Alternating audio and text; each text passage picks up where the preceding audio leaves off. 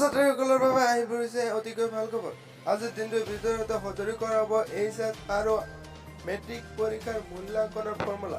কেনেকৈ দিয়া হ'ব মেট্ৰিক পৰীক্ষাৰ মাৰ্ক সবিশেষ জানিবলৈ ভিডিঅ'টো সম্পূৰ্ণকৈ চাই থকাৰ লগতে যদি আপুনি চেনেলটো পোনপ্ৰথমবাৰ বাবে আহিছে তেন্তে চেনেলটো ছাবস্ক্ৰাইব কৰাৰ লগতে বেল আইকনটো দবাই দিয়ক। তেতিয়া আপোনালোকে এনেকুৱা ধৰণৰ ইনফৰমেশ্যন ভিডিঅ' সদায় পাই থাকিব। মেট্ৰিক আৰু হায়াৰ ছেকেণ্ডাৰী পৰীক্ষাৰ ৰিজাল্ট কেনেকৈ দিয়া হ'ব তাৰ বিষয়লৈকে আজি এক বৈঠক হৈছে আৰু সেই বৈঠকতে ঘোষণা কৰা হ'ব কেনেকৈ মেট্ৰিক আৰু হায়াৰ ছেকেণ্ডাৰী ৰিজাল্ট দিয়া হ'ব আৰু অলপ পিছতে এই কথা ৰাজহুৱা কৰিব। এই কথা ঘোষণা কৰিলে ৰাজ্যৰ শিক্ষামন্ত্ৰী ৰমেশ পেগু ডাঙৰীয়াই আৰু তেখেতৰ এক মন্তব্য আছে। আপোনালোকে সেই মন্তব্যটো শুনক।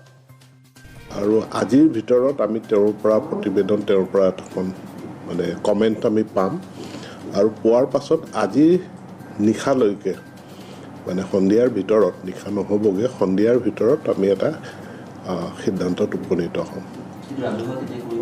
যদি আজি হয় আজিয়ে হৈ যাব। আমি চিফ মিনিষ্টাৰৰ তালৈ ফাইল যাব। মুখ্যমন্ত্ৰীৰ অনুমোদন হ'লে হয়তো আজি হ'ব, নহ'লে কালিতকৈ আৰু দেৰি নহয়। কাইলৈ 12 বজাৰ আগত সিদ্ধান্ত আপোনালোকে পাই যাব।